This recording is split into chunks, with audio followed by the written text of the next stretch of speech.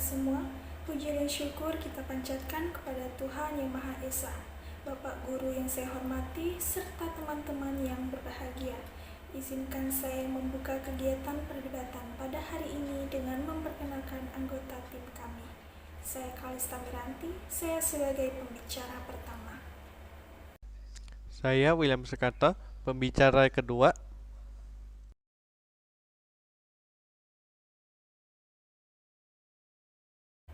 Menurut saya tidak setuju dengan pendapat bahwa game dapat menurunkan kreativitas anak bangsa. Karena adanya game online yang terus berkembang saat ini justru mendukung adanya game online untuk dikonsumsi. Terutama para gamers yang ada, mereka beranggapan, apa salahnya bermain game? Tujuannya hanya untuk kesenangan semata. Dan lagi pula anak-anak juga butuh hiburan. Jadi wajar saja jika anak-anak di Indonesia senang sekali dengan adanya game online. Namun secara sederhana hal ini dapat meningkatkan level seseorang untuk mengatur diri mereka agar bisa melakukan upgrade pikiran atau berpikir secara tidak biasa. Atau bisa dikatakan bahwa dengan bermain game otak kita secara tidak langsung itu akan terus berkembang. Jadi ada beberapa game online yang bersifat edukatif, sehingga dapat memberikan dampak positif bagi perkembangan kecerdasan anak, lalu perkembangan otak, serta melatih konsentrasi. Selain untuk menambah kemampuan kognitif, game itu juga dapat membuat anak mempunyai sikap yang lebih terbuka dengan hal-hal baru. Game juga menjadi stimulus anak agar mempunyai sikap yang lebih terbuka dengan hal-hal baru. Bahkan ada pernyataan bahwa anak-anak itu semakin sering bermain, maka mereka akan semakin kreatif. Sebagai salah satu contoh yang bisa kita ambil dari kehidupan nyata, dia adalah seorang pemain games atau gamers bernama Luxi yang punya nama asli Made Bagas Pramudita, justru yang menjadi sosok menakutkan di ranah kompetitif PUBG Mobile dengan memperkuat tim Bigetron RA asal Indonesia. Di balik usianya yang masih 17 tahun, Luxi beserta saudara kembarnya berhasil mengibarkan bendera merah putih di turnamen PUBG Mobile kelas dunia. Lewat aksinya bersama dengan Bigetron RA, dia pun mampu menjadi juara di ajang PMCO Fall Split Global Final pada 2019 lalu dan masuk dalam nominasi eSport Award 2020. Hal itu sudah menjadi bukti nyata bahwa anak bangsa juga bisa berprestasi dalam dunia games. Itulah mengapa pentingnya kita memiliki pemahaman yang baik serta wawasan yang luas dalam bermain agar kemampuan dan kekreativitasan kita itu terlatih dan akhirnya bisa membuktikan bahwa kita layak, kita bisa dan kita mampu untuk menjadi pemain yang sukses. Demikianlah argumen saya. Saya lanjutkan kepada William Sukanto. Menurut saya tidak setuju dengan pendapat bahwa game dapat menurunkan kreativitas anak bangsa. Hal ini dikarenakan dengan adanya game online pasti mempunyai unsur kooperasi yang mengharuskan setiap pemainnya untuk mencari cara untuk berkooperasi atau mereka akan menghadapi kekalahan. Dari situlah pasti ada setiap orang yang berbeda. Jadi, setiap cara untuk mempersatukan setiap anggota tim untuk menang pasti akan berbeda pada setiap orang, terutama untuk pada tim-tim yang lihai atau tim-tim yang punya bisa dibilang lemah. Dan pada game, setiap cara bermainnya pasti berbeda. Jadi setiap pemain harus memikirkan bagaimana cara mainnya sendiri. Mungkin mereka akan dibantu oleh video atau panduan lainnya seperti buku panduan atau semacam halnya. Namun, tidak alangkah mereka memainkan seluruh permainannya dibantu. Bahkan kalau dipandu, cara main mereka akan berbeda dari orang lain. Selain itu, di sistem game akan menyediakan ruang untuk para pemain untuk berinteraksi dengan setiap build dari setiap karakter pemain tersebut. Dengan dapat dipikirkan setiap build yang berbeda dengan kelebihan dan kekurangan tersendiri, pemain akan terus mencoba dengan kreativitas mereka menyempurnakan build mereka supaya karakter mereka akan menjadi lebih kuat. Dan pastinya, setiap game mempunyai sistem untuk pemain dapat berinteraksi dengan ruangnya. Dengan ini, para developer dapat membuat semacam puzzle yang dapat mengasah otak para pemain supaya memberikan tantangan yang lebih menarik. Dan juga beberapa game dapat dimodifikasi supaya ditambah lebih banyak kontennya, atau bahkan membuat game yang baru yang mempunyai cara main yang lebih unik, atau bahkan sistem mainnya yang baru punya. Tentu saja ini hal tidak terlepas dengan para developer yang juga pemain game tersebut memainkan kreativitas mereka dalam mengembangkan hal-hal yang baru. Dan juga ada game yang berdedikasi dengan pengasahan kreativitas pada pemain, seperti game yang bergenre World Simulator, Puzzle, Real Time Strategy, dan lain-lain. Game yang bergenre seperti RTS sangat bergantung dengan kreativitas, dikarenakan musuh dapat membuat strategi baru sehingga pemain harus memikirkan cara untuk menangkal musuh tersebut.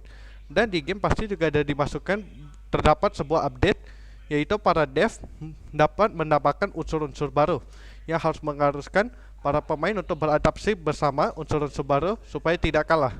Hal inilah yang membuat para pemain harus terbuka dengan hal baru tersebut supaya dapat memikirkan bagaimana caranya untuk menghadapi hal baru tersebut, mulai yang sesuai oleh panduan, cara coba-coba, ataupun yang unik yang masih belum terpikirkan.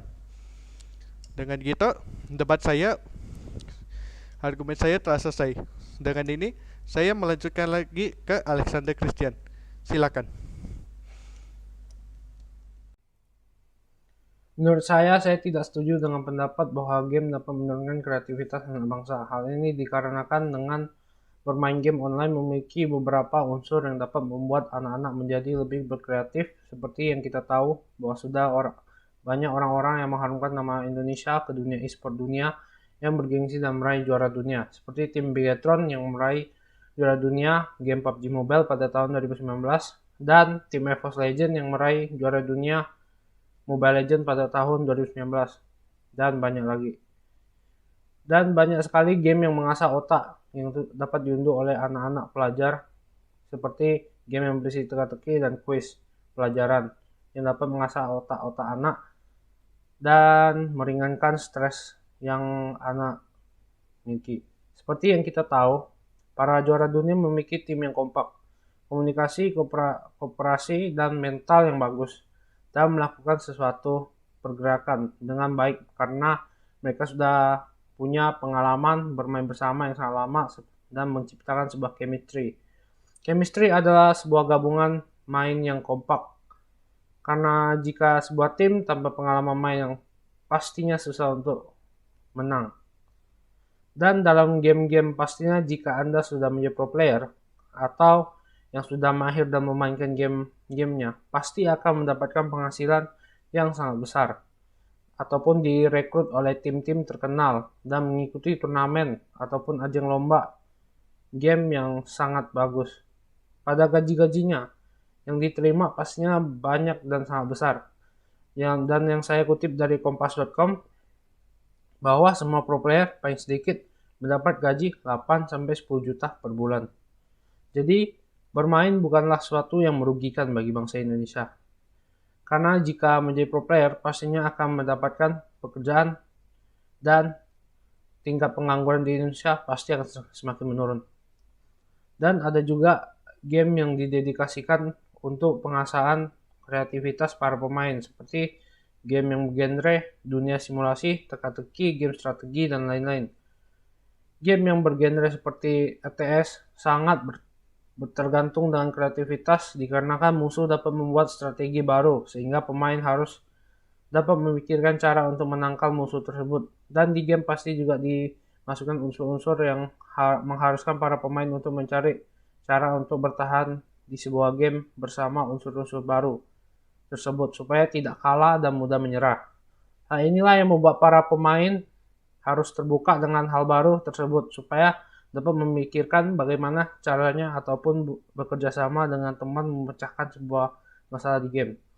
Untuk menghadapi hal baru tersebut, mulai yang sesuai oleh panduan dengan cara mencoba ataupun cara unik yang masih belum terpikirkan atau melihat orang lain menamatkannya. Dan contohnya seperti game pasti ada top global ataupun menjadi pemain terbaik di antara semua orang yang memainkan game tersebut karena menjadi top global bukanlah sesuatu yang gampang, membutuhkan dedikatif dan mental yang kuat. Untuk mencari cara yang ampuh untuk menjadi yang teratas di sebuah game tersebut.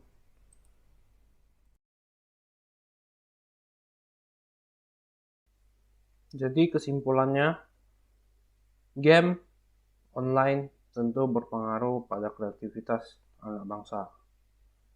Secara sederhana saja, hal ini dapat meningkatkan level seseorang untuk mengatur diri mereka agar bisa melakukan upgrade pikiran atau berpikir lebih kritis secara tidak biasa, ataupun bisa dikatakan bahwa dengan bermain game, otak kita secara tidak langsung akan berkembang. Beberapa game online ada yang bersifat edukatif, sehingga dapat memberikan dampak positif bagi perkembangan kecerdasan anak, perkembangan otak, dan melatih konsentrasi. Selain itu, untuk menambah kemampuan kognitif, game juga dapat membuat anak mempunyai sikap yang lebih terbuka dalam hal-hal baru. Itulah mengapa pentingnya pemahaman yang baik serta wawasan yang luas dalam bermain game agar kemampuan dan kreativitas kita terlatih. Kemudian adanya game online yang pasti mempunyai unsur kooperasi atau bermain tim yang harus setiap pemainnya untuk mencari berkooperasi atau mereka akan menghadapi kekalahan. Dari situlah pasti setiap orang berbeda, jadi setiap cara ataupun taktik untuk mempersatukan setiap anggota tim pada game online pasti akan memiliki cara yang berbeda-beda. Pada setiap orang dan juga beberapa game dapat dimodifikasi supaya ditambah lebih banyak kontennya, atau bahkan membuat game yang baru yang mempunyai cara main yang lebih unik, ataupun menciptakan yang baru atau menciptakan kreativitas pada Word sendiri. Selanjutnya saya serahkan kepada William. Oke, saya akan lanjutkan dari kesimpulan Alex. Tentu saja hal ini tidak terlepas dengan para developer yang juga pemain game tersebut memainkan kreativitas mereka dalam mengembangkan hal baru. Sebagai contoh dengan memainkan game yang benar seperti game yang bergenre dunia simulasi, teka-teki, game strategi, dan lain-lain.